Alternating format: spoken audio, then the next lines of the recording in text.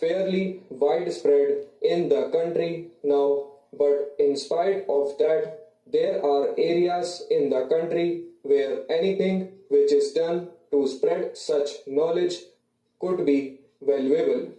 Then the reading room with scientific literature is there.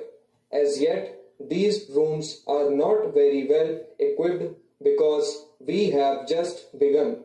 But there is not enough literature in the Indian languages to be of service to the villagers, and the various items of literature in English or in any other language which the villager does not know would not be of great use to him.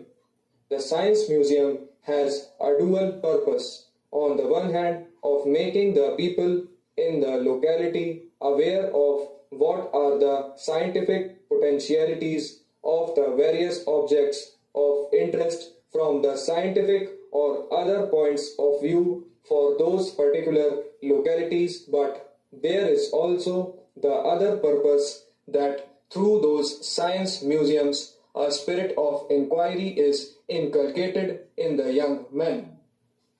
They make these collections and bring them to the museums, with the result that the museums are today the centers where cooperation in the building up of the museum gives both a sense of participation and also some preliminary training in the scientific methods of collection.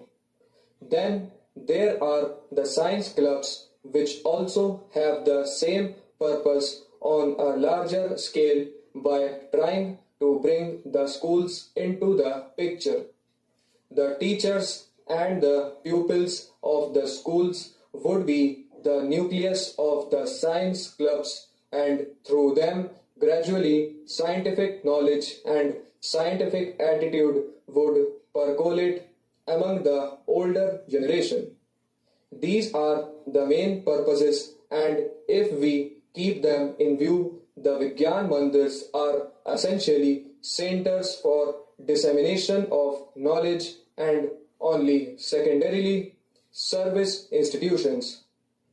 We have actually decided that wherever any health clinic is established or any soil analysis station is established by the ministry concerned, the Vigyan Mandirs will no longer perform these services but refer the people to the more developed institutions run by the respective ministries.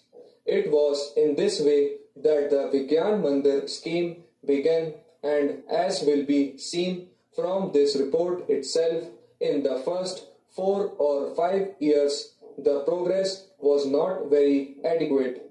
There were only 18 Vigyan Mandirs when this ministry was formed in 1978. In 5 years, only 18 had been established throughout India, and we therefore felt that we should try to have a larger number of Vigyan Mandirs.